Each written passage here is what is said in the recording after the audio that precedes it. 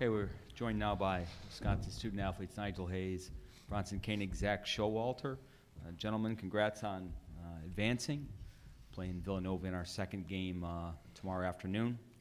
Go ahead and open it up to questions. Go ahead and raise your hand. We'll get a microphone to you. Jerry, go ahead and get us started. This will be for Bronson, Jerry Sullivan, the Buffalo News. You guys, over the last, you're a senior, you've been on teams that won beaten a couple of number one seeds. What is it about this program that allows you to really rise up in these moments? I'm not really sure, to be honest, but I know that, ever since me and Nigel came in as freshmen, we've always been a very resilient team. We don't get rattled when we're down, kind of like Villanova, just play with a lot of poise. And that just comes from having a lot of confidence in, ourselves and us as a team.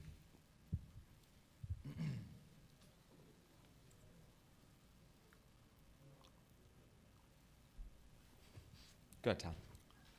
We could ask the same thing for Nigel, ahead, too, since you are the leading scorer in the nation this tournament the last 4 years. You might have some insight. Has to do with our preparation. Our coaches do an extremely good job of scouting. We also do a good job of trying to stick to the fundamentals and do the little things, so that's what gets you championships. It's not, of course there's going to be plays made. I mean, he's the poster child for making spectacular plays, but there's also a lot of the little plays that you don't see, which Shoei's responsible for. So Bronson gets all the attention, and Shoei's the one in the background doing all the diving, playing a great defense for us. And when you put all that together on one team and we're all, playing together, playing for one another, you can do special things. Go ahead, Tom. Tom Withers, Associated Press. Nigel, through all this tournament experience over the last 4 years, what is the most valuable lesson you guys have learned? How to remain cool, calm, and collected during moments of either low points in the game or high points, knowing that you may get up, but it may not be over yet. You still have game left to play, and even if another team goes on a run and you get down, that again, there's more time left. You can come back, and we've seen both sides of it. Going back to our first time in the tournament, really, when we played Oregon and Milwaukee, we were on pace to lose by 20 plus, and then, we kept our composure and we were able to fight back and win. Go ahead, Mark. Mark Herman from Newsday of New York. This is for all of you. What were the emotions like on senior night in Wisconsin, and what has the experience of being in school all these years meant to all of you? Zach, you want to start? I think it was a very special night for all of us. Obviously, this group of 4 seniors has been in a lot of big games in our career, and really got a lot from Wisconsin. So I think it was a big night, especially we wanted to get a big win going into the tournament play, and I think it kind of started to turn our season around a little bit. Well, I think at that point we had lost maybe 5 of 6 games or so, and having that our final game at home against a really good Minnesota team, we knew that that could really propel us forward going on into the Big Ten tournament, and just kind of use that as going forward into March and April, hopefully. Nigel? It was extremely emotional. Not that everyone was in tears or anything, but just knowing that it's an end to something that's been very, very good to you. You've made some great memories there, even with the wins and losses, the connections that you've made with people, the experiences that we've had. So we're extremely, appreciative. Fortunately for us, we've had a lot more wins than losses, so it's been pretty good. But knowing that it's an end of a chapter in our life, and obviously you don't want to see it move on, but it has to. So now we're just trying to change that focus from that, use all that experience and all that time we've had, and try and do something special in our last year. Just as a life lesson, though, with those 4 years, not everybody stays in school 4 years. What did it do for you just being at Wisconsin for 4 years? Just change as a person, able to mature on and off the court, able to develop yourself, again, not necessarily just basketball-wise, but also as a person. You change, your beliefs, thought processes, things that go on in your everyday life, and you also are able to make new connections with people, able to actually play school. He likes to call us student athletes a lot, so all of us will be graduating, so you can do a lot of great things, and that's the beauty of staying in school. Let's go up front here. Tom Oates, Wisconsin State Journal. Nigel, Coach Wright said you have the look of a senior that doesn't want your career to end. You're working on a string of 3 straight double-doubles here. What's gone on that you've been able to step it up even more than usual in this last little stretch? Just that sense of urgency that you have. Again, I've been fortunate with Bronson and Shoei to have been on some teams with older guys. We've been fortunate enough to make some long runs. And once you see that run end, you know, the look on guys' faces, the face in the jerseys, the tears, the pain that you can hear. And I saw that at a young age, and I, you know, want to make sure I do everything in my power to not let that happen. I even, you know, mentioned to the guys, you know, having to be willing to, you know, to die for the opportunity to play a national championship. I know it may sound extreme, but, you know, I'd rather go out there in the game and give everything I have and can't move with a win than come out of there feeling a little bit better and with a loss, because a loss will feel a million times worse than the amount of pain that you can do with a win.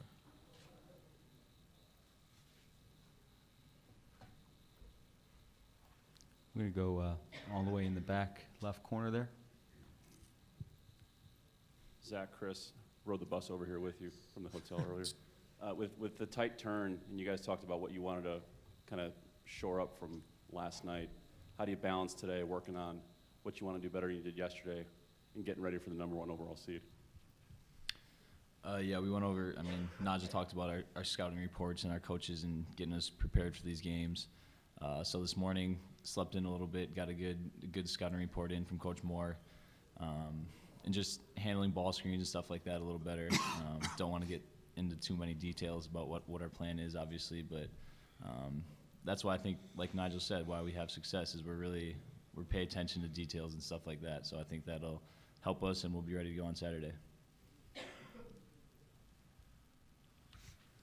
Go ahead, Tom. Zach, they were talking before, 2 of their losses are to Butler, which is a team that plays somewhat similar to you guys, tough physical defense and grinds it out on offense a little bit. Is that encouraging to you guys, or do you not even consider that and just play your own game?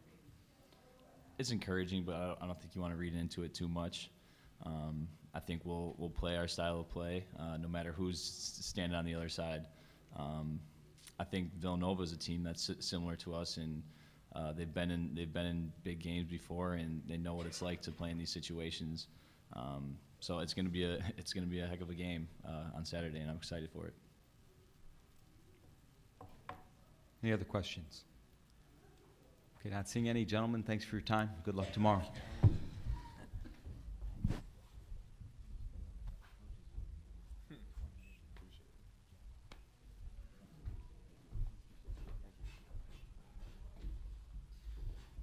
Coach Guard up at 4:15.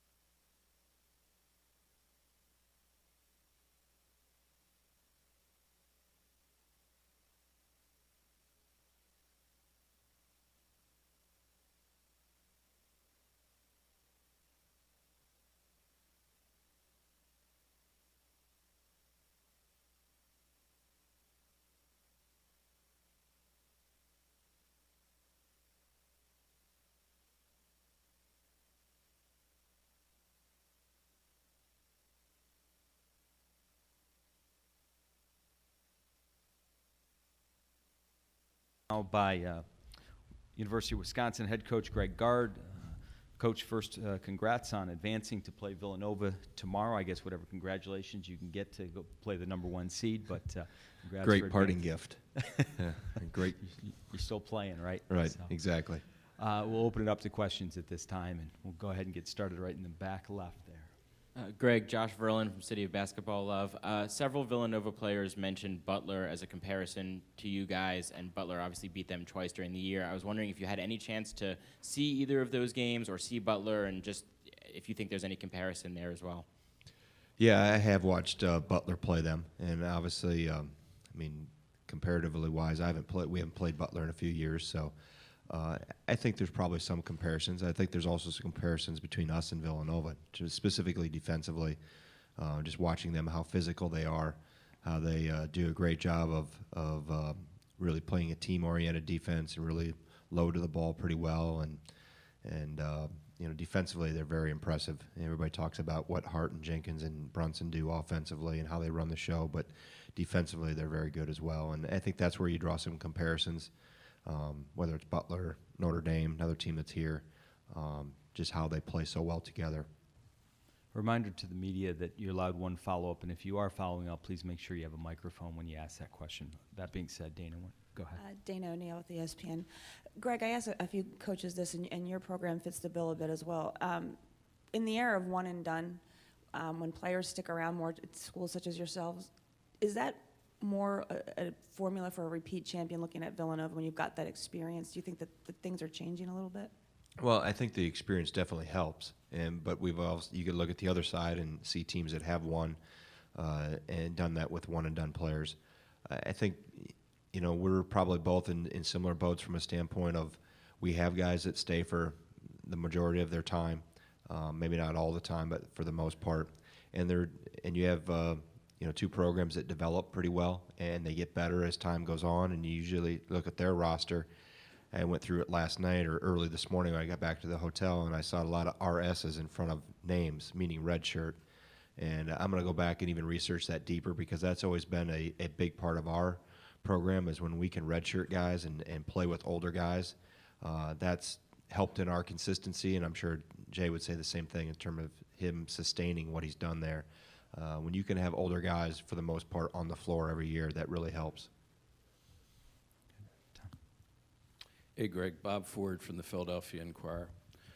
How have you seen the development of how teams have chosen to defend Happ as he has developed as a player? I mean, he brings such a unique skill set, obviously, with his elusiveness down there. I mean, I guess you try to deny, and then you've seen a lot of doubles to make him get rid of it, too. Do you anticipate some of that from Villanova? And how has he handled getting that much attention that he wasn't getting maybe earlier in his career? Well, he's gotten better in terms of handling double teams over the last month, 6 weeks. He struggled with it early, I think, and then as he improved in terms of handling that, we also didn't take advantage of it on the backside, whether it was backside threes. We missed a lot of wide open shots earlier in the year when that first became a scheme against us. And then secondly, we also missed the opportunity to throw it back in on the backside of the backside of the defense. So he's also obviously gotten better, but also the guys around him have gotten better at taking advantage of what's there. We've tweaked a few things. We've drilled a lot of things to try to help him through that. So it's, you know, he's probably seen about every conceivable thing you can do with 5 guys on the floor in terms of where the traps are coming from, whether it's a bottom, whether it's a top, whether it's been same side wing, whether it's been post to post. It's just a matter of making decisions, being strong with the ball, not panicking. And, you know, he's had to grow through it. And, you know, we'll continue to work with it, and we work it about every week. You know, but it's also in large part due to the play around him, too. If guys can help him out and not put him on an island and change sides of the floor. And then when you make shots against it, that's the ultimate goal, is to try to make them teams pay for committing an extra guy towards him. Let's go to the back right corner. Coach John Scott, Spectrum News here in Buffalo. You mentioned it the other day, but can you elaborate a little bit on what you remember about your experience winning a national title here in 1995 in Buffalo? Well, I'm in my second year of college coaching. I'm still an undergrad student at UW-Platteville, and You know, we get beat in the Sweet 16 the year before, and then we come back and go undefeated. So I got spoiled right off the bat in terms of thinking it was always going to be like that, how easy it was to march to a Final Four and have an undefeated team. But the experience here in Buffalo was terrific. Obviously, there I am at 24 at the time, and you have that type of an experience. And I think that what those experiences at Platteville taught me, and Coach Ryan was always talking to me about this, that divisions didn't matter. You know, don't get caught up in the Roman numeral behind the school or what division you're in. That the experiences we can have at Division III were, you know, maybe not the same stage as Division I, but the experiences for the student athlete and the excitement and the drama and the euphoria with it, those were great memories. And obviously the national championship here prior to the two we won in Salem in '98 and '99, you know, those are vivid memories for me. That was kind of where it all started in terms of my college coaching. Do you ever look back when you're on this grand stage and think back to it started for you on that smaller stage? Yeah, and I think that helps keep this in perspective, that it's still a game. There's still young men out there trying to play really well, and there's so much attention given to it from the outside that you keep reminding yourself what it was like then, what an innocent experience it was for those guys back in '95. And actually talked to one of the players that was on the team 2 nights ago. Saul Phillips is now the coach at Ohio University, and he was a senior on that team in '95. And just remembering back to how we rushed the floor, that whole journey through the year, going undefeated, just like I said, the innocence of it, of what it's like. And I was close to their age. You know, those guys are 22, 23, and I'm 24, still finishing up my undergrad. So it really puts it in perspective of what the experience is like for the student athletes. Let's go bottom left. Tom Oates, Wisconsin State Journal. Greg Nigel's working on a string of 3 straight double-doubles here. Is this just a senior, you know, feeling the end of his career coming on and wanting to prolong it, or has he made some changes in his game, or maybe have you made some changes in how you're using him? Well, I think it's probably all three. I think he's attacked the paint a little more ferociously, gotten better at trying to play around the rim a little bit more, and I think that's been a year-long process.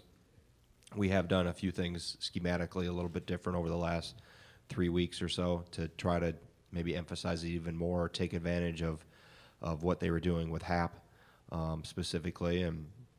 But I also think he's, you know, I've said it several times, seniors hear the clock ticking. They see the sands going through the hourglass, knowing there's not much time left, regardless of how we finish it out. It's coming to an end here pretty soon. So I would say it's probably a combination of all three, but probably number one, he understands what time of year it is, and number two, he's made a conscious effort to take advantage of what his advantage is, and that's basically playing 15 feet and in, and using his skill set and trying to create those matchup, or getting defenses caught in some of those matchup advantages.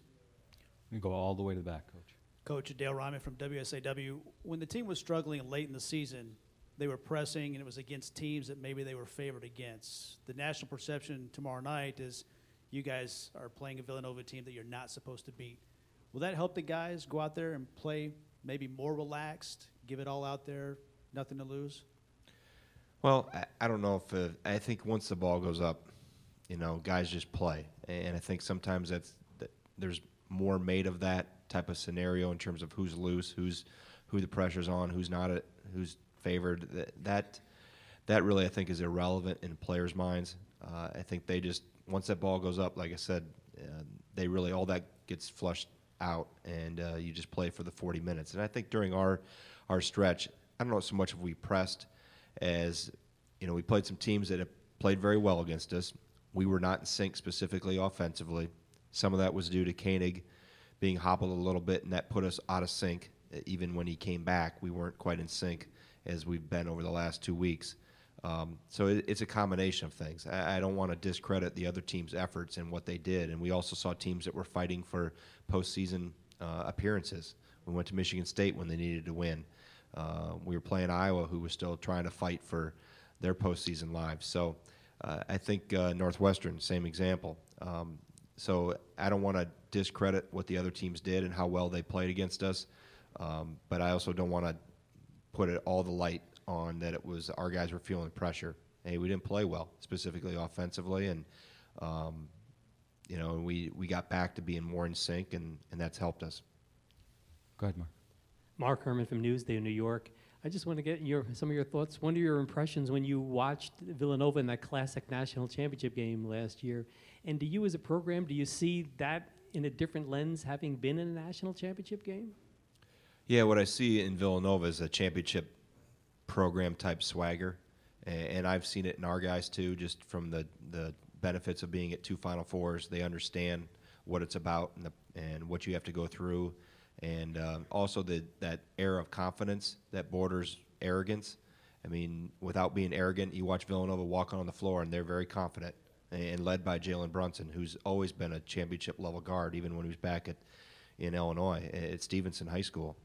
He had that air about him then, and Hart carries that same type of presence about him. So you look at that, and I've seen it in our guys too. I think it's embedded in both programs.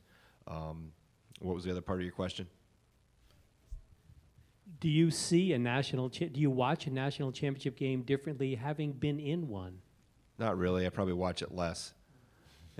Having been there and knowing that like I said, I don't get caught up in a lot of the pomp and circumstance around it. I just lock in on the game itself and try to watch that more so than all the fanfare around it. Having been there, usually you get to that time of year, your tank's pretty well empty, so you're trying to recharge and get ready for what's next. So obviously Villanova had a heck of a year last year. They've had a phenomenal year this year. I think last year obviously has helped them springboard into this year, even though they lost a few guys. But those guys that returned have really carried the mantle pretty well. Very back left corner. Coach, it's Chris Hall. How much did you expect to get from Khalil last night, and how much you hope that carries over with your bench tomorrow? Yeah, I didn't know. I mean, I didn't know where he was going to be at emotionally. He seemed like he was okay when I talked to him over the couple days, but Khalil's also he's a tough read. He hides his emotions pretty well for the most part, and always he'd be a very good poker player because he doesn't let you know a whole lot of what's going through his mind. But I thought he was terrific last night. He was a huge boost for us. He was very active. We missed him against Michigan in the championship game. There's no doubt, specifically defensively, and he had played very well at Ann Arbor a couple weeks prior, 3 weeks prior. So that void was evident on tape, and it was even more evident when he came back to practice last week, what he added back to us. So I'm just happy for him because he's been through so much, hurt and sorrow, not only with his cousins, but also what he's gone through with his dad. I know he's still working to try to get through that, and rightfully so. I know how it's been for me at 46, losing my dad a year and a half ago, and for somebody to go through it when you're still in high school, I can only imagine how painful that's been for him. And then to add that on top of it, it's a lot for a young person to handle. So I'm happy for him because he needed something positive, and he was definitely very positive for us last night. Last question down here, front row. Stephen Brooks, CNHI Sports Indiana. Greg, I was just, I've been asking every coach here today, with the NIT experimenting with the 4-quarter format, I was just curious what your thoughts were on that, and would you like to see the game move that way? Why or why not? I don't know what I've watched very little of the NIT. I've watched a couple of the teams that are in it from our league, actually a little bit of Illinois, a little bit of Indiana, a little bit of Iowa, so I don't know exactly how the impact it's had. I know from talking to high school coaches in the state of Wisconsin and in Minnesota, we just went to halves in the last handful of years, and the high school coaches do not want to go back to quarters. They really like the flow of the game in the halves and the way it's set up right now.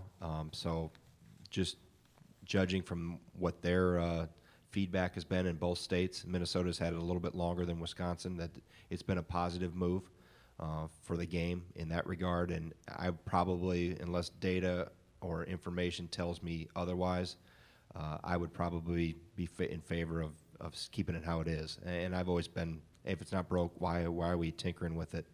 I think there's probably some other things in the game we can continue to work on rather than worrying about changing to quarters. Thanks, Coach. All right, Appreciate thank you. it. Good luck tomorrow.